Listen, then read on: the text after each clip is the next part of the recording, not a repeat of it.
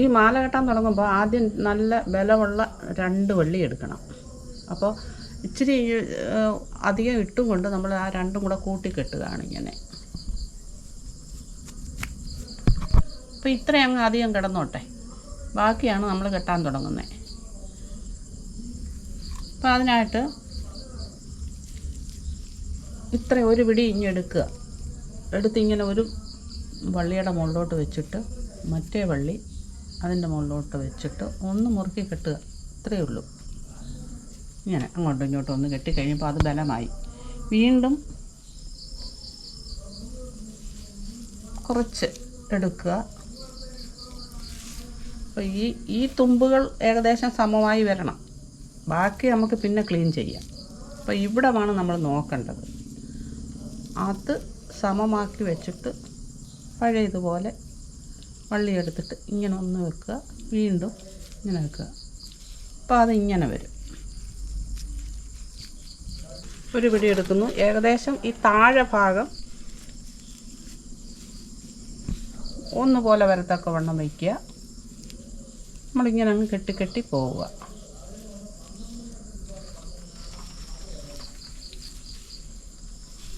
ഇതൊക്കെ ഇനി നമുക്ക് നന്നായിട്ട് ക്ലീൻ ചെയ്യേണ്ടതുണ്ട്. ഇപ്പോൾ നമുക്കിങ്ങനെ കെട്ടിപ്പാം. ദാ ഇങ്ങനെ അങ്ങോട്ട് വെച്ചിട്ട്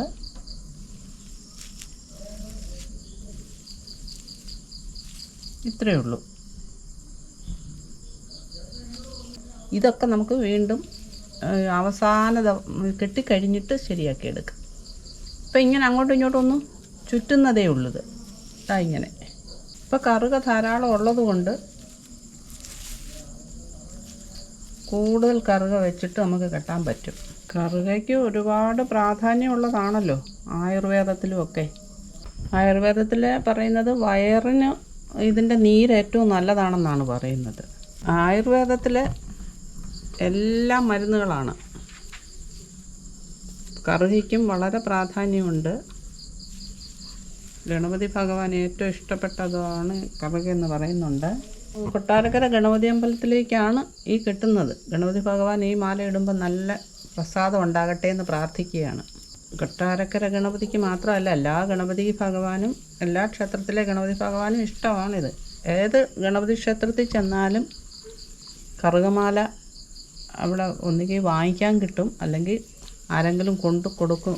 ഇതുപോലെ വീട്ടുകളിലൊക്കെ കെട്ടിയിട്ട് കൊണ്ട് കൊടുക്കുന്നവരുണ്ടാവും. കറുകമാല, നാരങ്ങാമാല ഒക്കെ എല്ലാ ഭക്തജനങ്ങളും കൊണ്ട് കൊടുക്കാറുണ്ട്. ഇതാകുമ്പം ഒരു ചിലവും ഇല്ലാതെ തന്നെ നമുക്ക് ഏറ്റവും നല്ല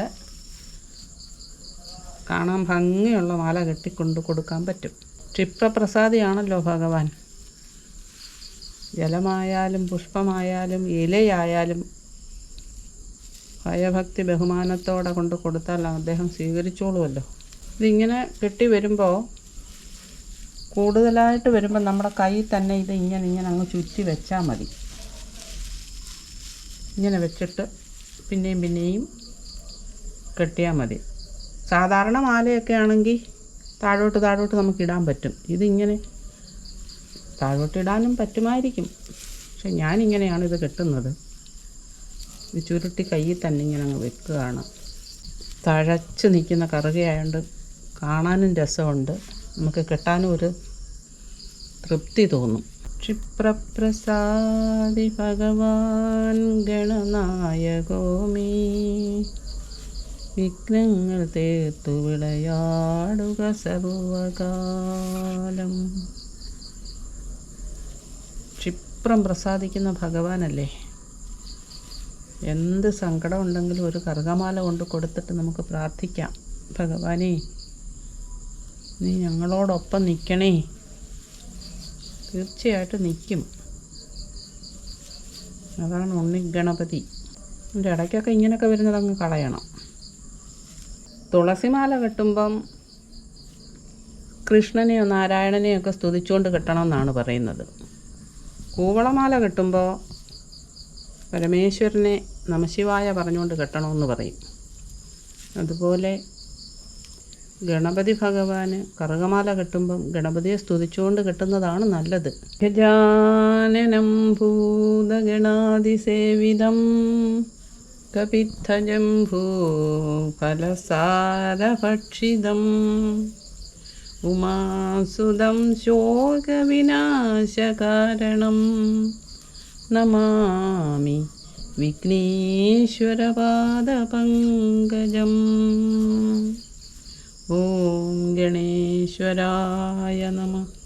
ഓം ഗണേശ്വരായ നമഃ. ഓം ഗജാനനായ നമഃ. കറുക ഭഗവാന് പ്രിയമായത് എങ്ങനെയെന്നുള്ളതിനെക്കുറിച്ച് ഒരു കഥ പറയുന്നുണ്ട് അനലാസുരനായിട്ട് ബന്ധപ്പെട്ട്. അനലാസുരൻ്റെ ശല്യം മൂത്തിട്ട് ഭഗവാൻ അനലാസുരനെ കൊല്ലാനായിട്ട് യുദ്ധം ഉണ്ടായി. അപ്പോൾ ഈ അനലാസുരൻ ഭഗവാന്റെ ഭൂതഗണങ്ങളെ മുഴുവൻ നശിപ്പിക്കാൻ തുടങ്ങി. ഇത് കണ്ട് കുപിതനായ ഭഗവാൻ അസുരനെ അപ്പാടെ അങ്ങ് വിഴുങ്ങി. അപ്പോഴേക്കും അയാളുടെ ആ ചൂടുകൊണ്ട് ഭഗവാൻ വല്ലാതെ ദുരിതത്തിലായി. എല്ലാവരും എന്തെല്ലാം നോക്കിയിട്ടും ഭഗവാന്റെ ശരീരത്തെ ചൂട് ശമിക്കുന്നില്ല.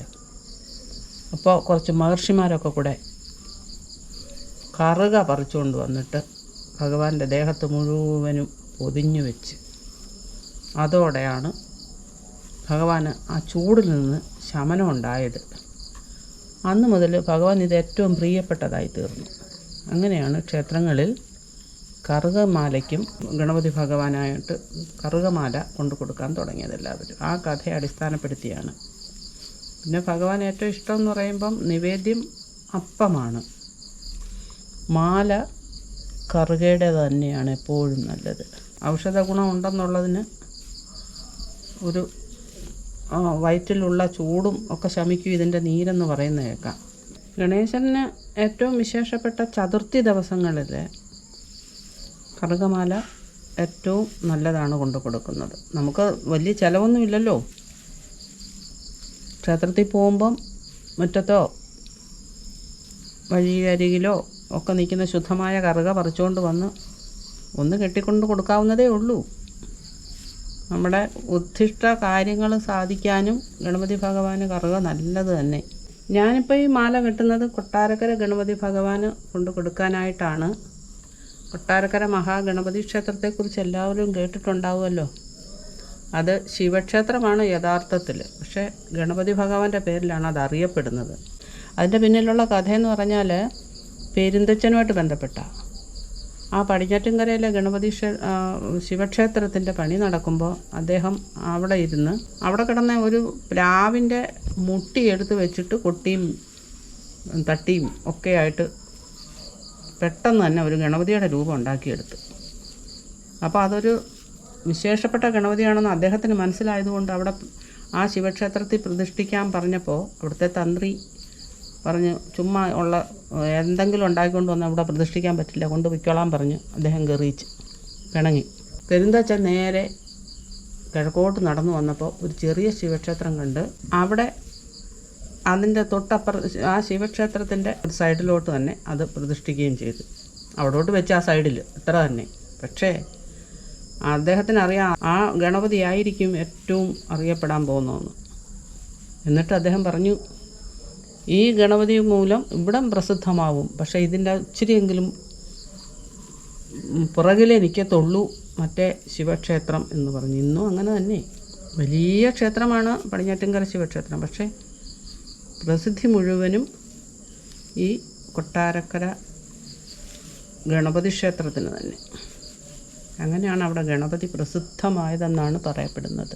ഏകദന്തം മഹാകായം തപ്തകാഞ്ചനസന്നിഭം ലംബോദരം വിശാലാക്ഷം വന്ദേഹം ഗണനായകം.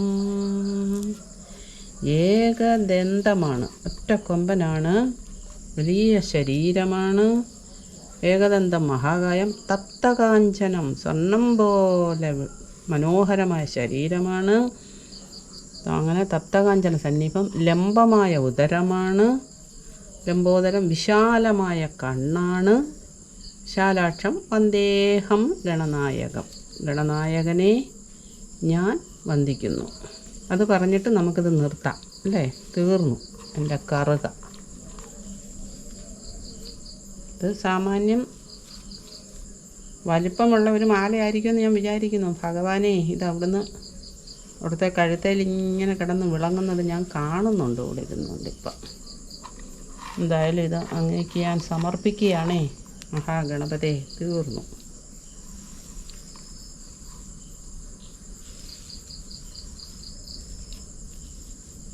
ഇനി നമുക്കൊരു കെട്ടിടണം ഇതിലൂടെ. ഇങ്ങനെ ചുറ്റി ചുറ്റി വന്നതല്ലേ ഉള്ളൂ, ഇതുവരെ കെട്ടിട്ടില്ലല്ലോ. അപ്പോൾ ഒരു കെട്ടിടാം.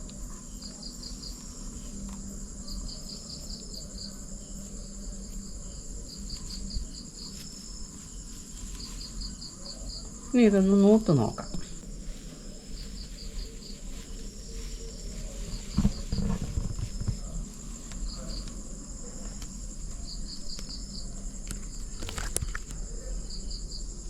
ഇനി ഇതിൻ്റെ മുകൾ വശമെല്ലാം ഒന്ന് ലെവലാക്കി കണ്ടിച്ചെടുക്കണം.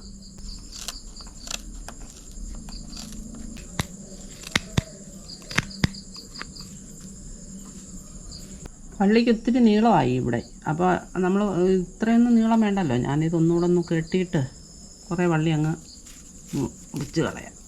ഇത്രയും വള്ളി മതി. ഇപ്പോൾ ഇത് നമ്മൾ സൈഡെല്ലാം വെട്ടി റെഡിയാക്കിയിട്ടുണ്ട്. ഇതാണ് മാല.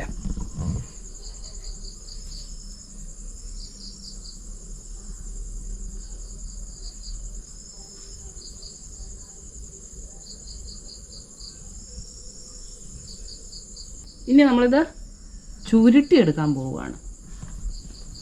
ഒരറ്റത്തു നിന്ന് ഇങ്ങനെ അങ്ങ് ചുരുട്ടുക.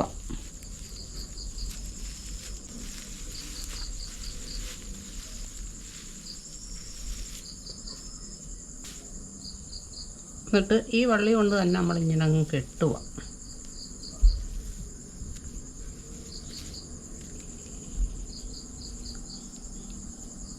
ആ വള്ളി ഇങ്ങനെ ഇങ്ങോട്ട് മടക്കി അങ്ങ് വെച്ച് ഇങ്ങനെ അങ്ങ് എടുത്തിട്ട് ഇതുപോലെ തന്നെ ഒരു വെള്ളത്തിലോട്ട് അങ്ങ് ഇറക്കി വയ്ക്കുക. ഒരു ഗ്ലാസ്സോ വൃത്തിയുള്ള ഏതെങ്കിലും ഒരു പാത്രത്തിൽ.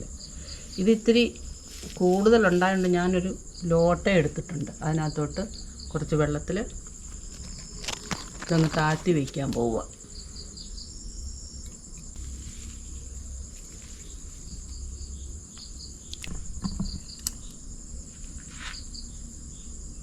ഇതിപ്പോൾ ഇങ്ങനെ രാവിലെ വരെ ഇരിക്കും. എന്നിട്ട് വെളുപ്പിനെ തന്നെ കൊട്ടാരക്കര അമ്പലത്തിൽ ഒരു ഇലയിലോട്ട് എടുത്ത് വെച്ച് കൊണ്ടു കൊടുക്കുകയും ചെയ്യും.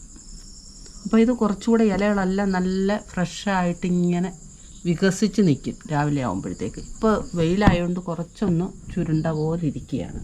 രാവിലെ ആകുമ്പോഴത്തേക്ക് നല്ല ഇതാവും.